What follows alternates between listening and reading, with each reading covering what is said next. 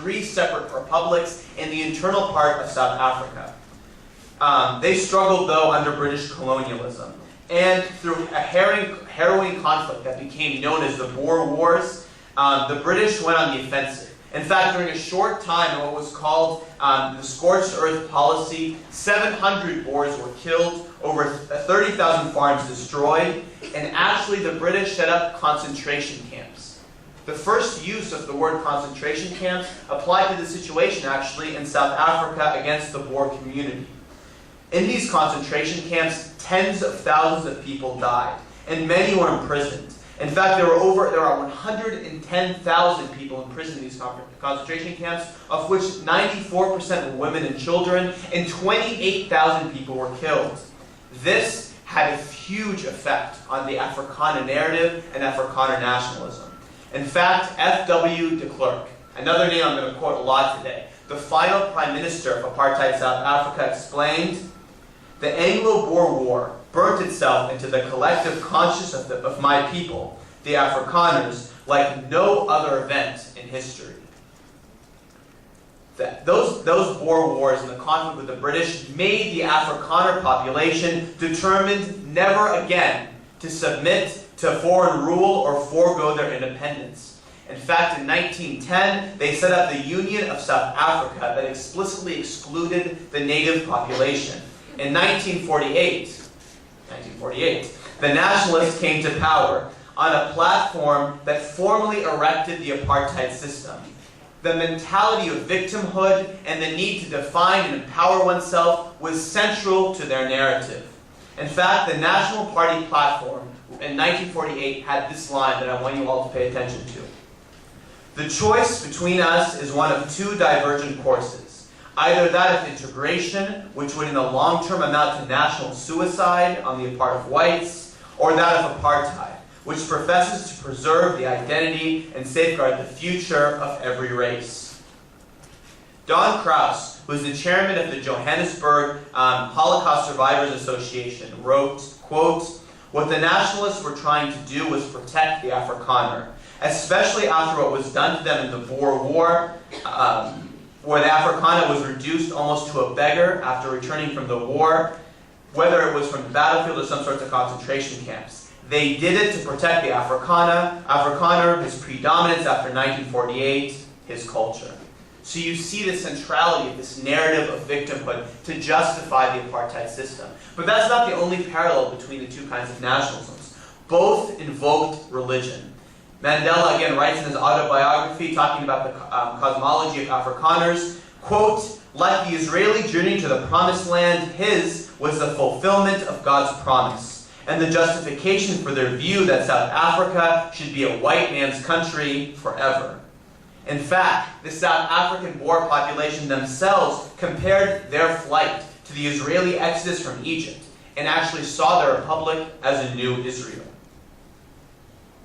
Ronnie Kasrilius, who actually was a Jewish member of the ANC, and actually was the intelligence minister of South Africa post-apartheid, had this to say, quote, "Israelis claim that they are the chosen people, the elect of God, and find the biblical justification for their racism and Zionist exclusivity.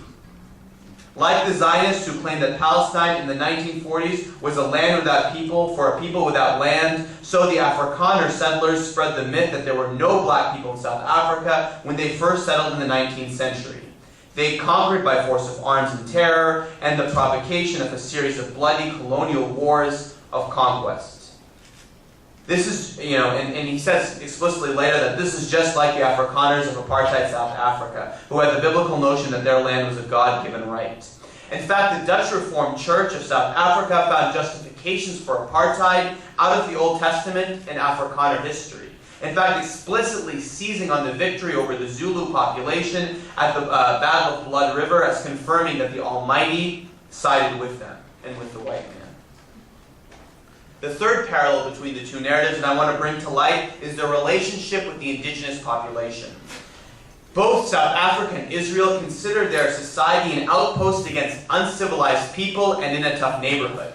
And it's not a coincidence that Israelis often talk about themselves as 5 million Israelis in a sea of crazy Muslims and Arabs. And much the same way the Boer population talked about themselves being 5 million white people in a sea of black people. In fact, in 1976, a South African government yearbook, and don't ask me why the government has a yearbook, but has the following line talking about Israel. Quote, "Israel and South Africa have one thing above all else in common. They are both situated in a predominantly hostile world inhabited by dark people." Both the Boer population and the Israelis used colonial logic and racism. They defined themselves as a civilized people fighting an inferior population. Resistance, thus, was illogical or irrational and terrorism, while their action was self-defense. It fits in within the colonial narrative. Moreover, they had a fundamental contradiction. Both Israel and South Africa like to talk about parliamentary democracy and technology, and they sought to hide their interactions with the native population. But more than just that, both South Africa and Israel actually reversed the colonial relationship and defined themselves as the indigenous people. Interestingly enough, both of them depict their histories as a fight for independence against colonial powers. Israel being against the British, especially after World War II, and the Boer Wars being the colonial fight with the Afrikaner population. To do this, both populations denied the existence of the indigenous population and gave them a simple choice: submit or disappear. What they did is try the best they could to push away the native population and do away with the reminders of their existence. Nelson Mandela again writes in 1955, quote, "From Durban, I drove along the coast past Port Shepstone and Port St. John's, small and lovely old colonial towns that dotted the simmering beaches fronting the Indian Ocean. While mesmerized by the beauty of the area, I was constantly rebuffed by the buildings and streets that bear the names of white imperialists who suppressed the very people whose names belong there." Moshe Dayan, a former Israeli minister in 1969, wrote, along very similar, reviewing Israel's achievements, wrote, "Jewish villages were built in the place of Arab villages. You don't even know the names of these Arab villages, and frankly, I don't blame you, because the geography books no longer exist. Not only do the books not exist, the Arab villages are not there either. Nahala arose in the place of Mahlul, Jivat in the place of Jibta, Sarid in the place of Hanifa, Kafir Yeshua in the place of Tel Shammam. There is not a single place built in this country that did not have a former Arab population." Both Israeli and apartheid the Boer population had an obsession with demographics. Both societies defined demographics as key to their national survival. De Klerk, again the final Prime Minister of South Africa, once exclaimed that foremost among these was our conviction that without apartheid our people would be swamped by the vast black majority, and that this would inevitably lead to the extinction of our hard-won right to determination. Ephraim Itam, a member of the Knesset and a former minister, once described Palestinians as a ticking time bomb and resembling a cancerous growth. The obsession with demographics actually underlies much of Israel policy, from everything from land confiscation to marriage policy. In fact, Shimon Peres, current Israeli president, wrote on the Gaza disengagement that they did it, quote, "because of demography." The parallels between South Africa and Israel are not lost on former South African and Israeli officials. Maroun Ben-Vediste, the former deputy minister of Jerusalem, relayed a very interesting anecdote that I want to share with you today. He writes, quote, "I was invited with a colleague of mine, one of Dayan's advisors on the West Bank, to a lunch with a South African official on a visit to Jerusalem.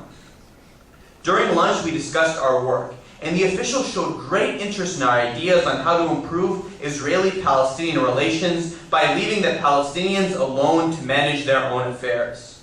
Suddenly, he said, 'How would you react if we were to invite you to advise the new government and Transkei?' Transkei is one of the Bantustans of South Africa that they tried to create into homelands. Ben-Vediste responds, 'We were shocked.'